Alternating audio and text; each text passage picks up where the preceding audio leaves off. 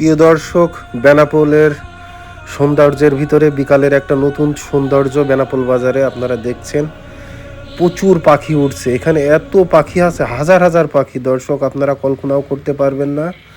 Last কয়েকদিন বেনাপোলে 4-5 দিন এই পাখিগুলো কোথা থেকে আসছে। আরও অনেক পাখি এসে বেনাপোলটার, এই যে দেখেন বিকেলবেলা তারা বেনাপোলের গাছগুলোতে এই উড়ে উড়ে লাস্ট গাছগুলোতে তারা আশ্রয় নেয়। এক অন্যরকম সৌন্দর্য। দর্শক, আপনি যদি সামনে থেকে আসলে এই পাখিগুলোকে উঠতে দেখেন, আপনার মনটা যেমন মুগ্ধ হবে, শীতল হবে, আশা করি শান্ত হয়ে যাবে। এই সৌন্দর্য, আসলে পাখি উড়ার দৃশ্য পছন্দ করেন না এমন লোক কমই আছেন।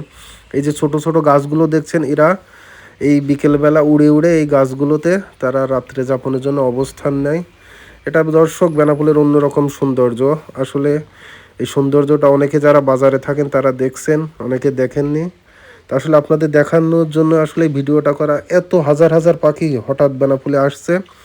তা আসলে এটা শুধু বেনাপোলের সৌন্দর্য না দর্শক, এটা আসলে মানুষের একটা আনন্দের এবং বিকালবেলা এই সৌন্দর্যটা উপভোগ করার মতো একটা পরিবেশ সৃষ্টি হয়েছে। তা আসলে আমি বেনাপোলবাসী সহ সকলের কাছে অনুরোধ রাখবো, আসলে কেউ যাতে এই পাখিগুলোর কোনো ক্ষতি করার চেষ্টা করতে না পারে বা ধরতে না পারে, সেদিকে সকলে নজর রাখবেন এবং বেনাপোলের এই সৌন্দর্যটা বাঁচিয়ে রাখবেন। যদি সম্ভব হয়, এদের খাবারের যদি অসুবিধা হয়, যারা বড় মনের মানুষ আছেন তাদের খাবারের ব্যবস্থাও করবেন।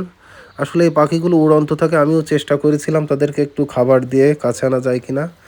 আসলে এদের তেমন কোনো পরিস্থিতি নেই, তবে হাজার হাজার পাখি, এত পাখি আসলে দর্শক আমি কখনো একসাথে দেখিনি। কিচিরমিচির করতে দেখেছি, কিন্তু আমি বহু জায়গা ঘুরেছি, এত পাখি আমি একসাথে দেখিনি। হয়তো আমার কথাটা আপনাদের গল্প মনে হতে পারে। আপনারা আসরের নামাজের পরপরই বিকালে বাজারে গেলে এই সৌন্দর্যটা আপনারা উপভোগ করতে পারবেন আশা করি। এবং আপনারা তখন দেখলে নিজেরাই মুগ্ধ হবেন এবং ভাববেন আসলেই এত পাখি একসাথে দেখা খুবই কষ্টসাধ্য ব্যাপার, এবং অনেকেই হয়তো দেখেননি। তো দর্শক, আসলে বেনাপোলের এই সৌন্দর্যটা আপনারা সকল কাছে ছড়িয়ে দিতে ভিডিওটি বেশি বেশি শেয়ার দিবেন, এই আশাই ব্যক্ত করি। ধন্যবাদ সকলকে। ভালো থাকবেন, সুস্থ থাকবেন। আল্লাহ হাফেজ।